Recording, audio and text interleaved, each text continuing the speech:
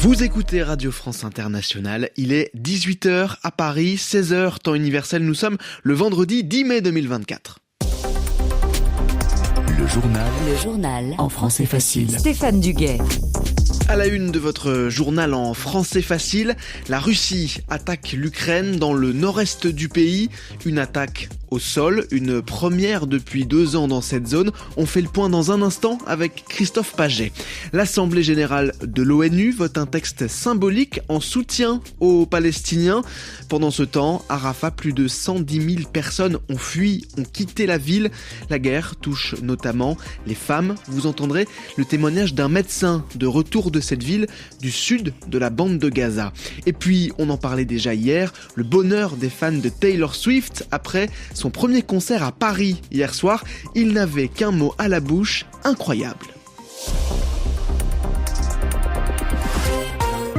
Aujourd'hui, la Russie a lancé une offensive, une attaque au nord-est de l'Ukraine. Plus exactement, dans la région de Kharkiv. C'est la 2e plus grande ville du pays. Et c'est la première grosse attaque russe dans cette région depuis le retrait des soldats du Kremlin à l'automne 2022. À l'époque, l'armée ukrainienne menait une contre-attaque, une contre-offensive. Christophe Paget, bonjour. Bonjour. Cette attaque, ce vendredi, a commencé très tôt ce matin. Oui, vers 5h du matin, l'ennemi a tenté de percer nos lignes de défense à l'aide de véhicules blindés, rapporte le ministère de la Défense ukrainien. Il affirme que les attaques ont été repoussées, mais que les combats se poursuivent et que les forces ukrainiennes ont déployé des unités de réserve pour renforcer la sécurité dans cette zone. Lors d'une conférence de presse, le président Volodymyr Zelensky a assuré que son état-major savait que cette attaque allait se produire et que son artillerie avait répondu à l'ennemi. Selon la chaîne militaire ukrainienne Deep State, l'armée russe essaye d'entrer dans plusieurs localités frontalières.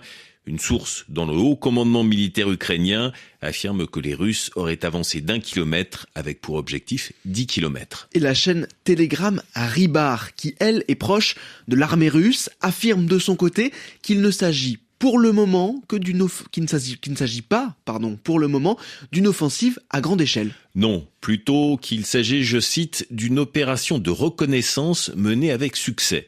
La Russie cherche à créer une zone tampon pour empêcher l'Ukraine de frapper la région russe de Belgorod, très régulièrement ciblée par les Ukrainiens. Depuis des mois déjà, la région ukrainienne de Kharkiv est très souvent bombardée par l'armée russe, en particulier ses infrastructures énergétiques, et Kiev redoutait depuis des semaines une offensive russe. En tout cas, Christophe, l'Allemagne appelle les partenaires, les alliés de l'Ukraine à continuer de soutenir le pays face à cette attaque russe. Christophe Paget du service international de RFI. Les hôpitaux de la bande de Gaza manquent de carburant. L'ONU, l'Organisation des Nations Unies, se mobilise et veut rouvrir les points de passage pour acheminer, pour permettre l'entrée de l'aide humanitaire. Depuis le début de la semaine, l'armée israélienne bombarde la ville de Rafah, au sud de la bande de Gaza. Malgré les menaces des États-Unis de suspendre, d'arrêter certaines livraisons d'armes, Benyamin Netanyahou affirme qu'Israël continuerait seul s'il le fallait. 110 000 personnes ont quitté Rafah depuis lundi à cause des bombardements.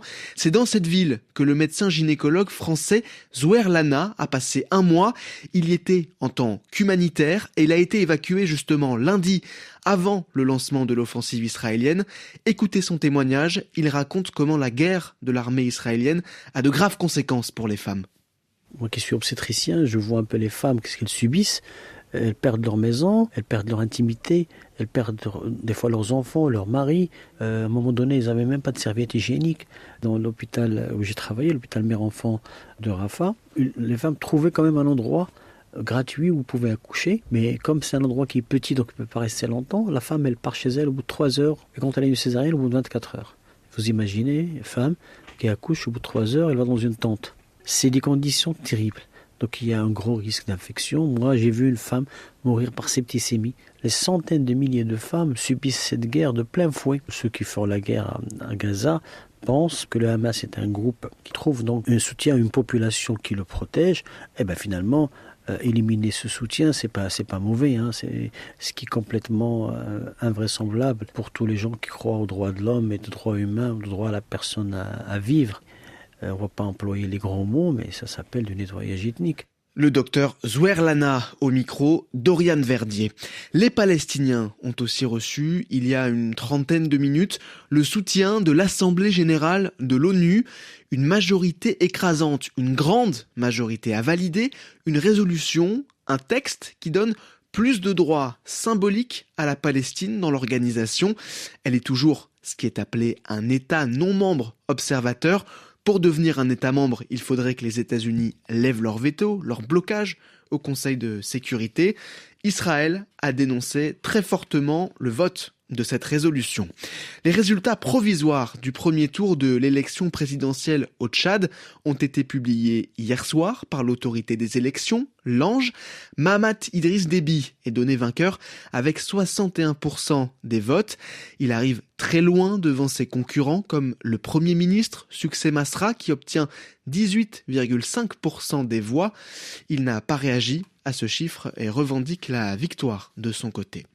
Arvind Kejriwal a été libéré sous caution en Inde avec des contreparties. C'est une décision de la Cour suprême pour que l'un des principaux opposants au Premier ministre Narendra Modi puisse participer aux élections législatives qui se passent en ce moment.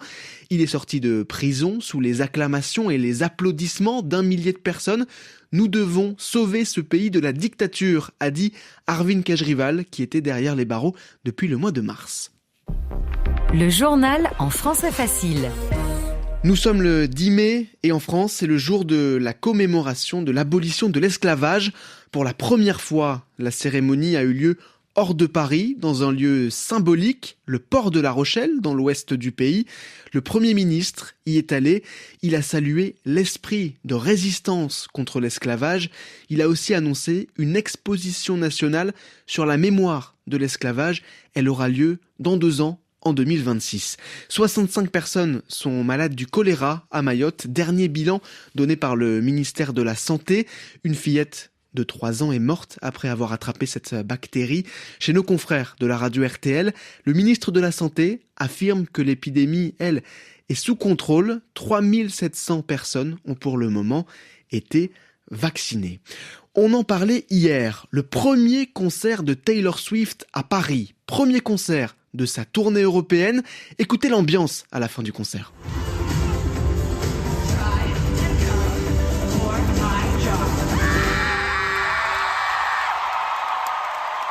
C'était à la Défense Arena, juste à côté de Paris.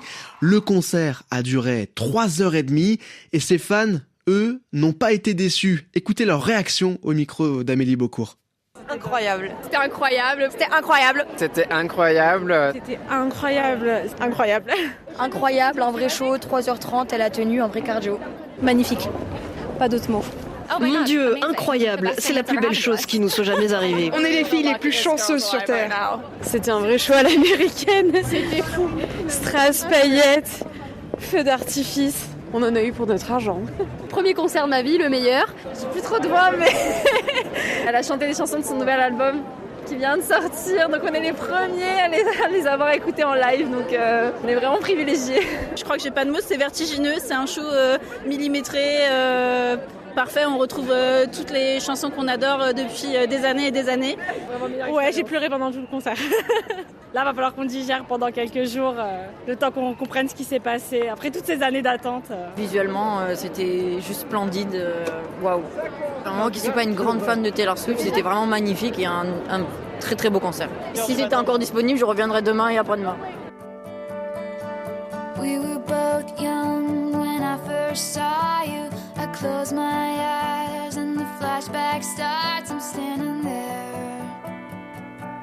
on a balcony in summer air. See the lights, see the party, the ball gowns. See you make your way through the crowd and say hello. Little did I know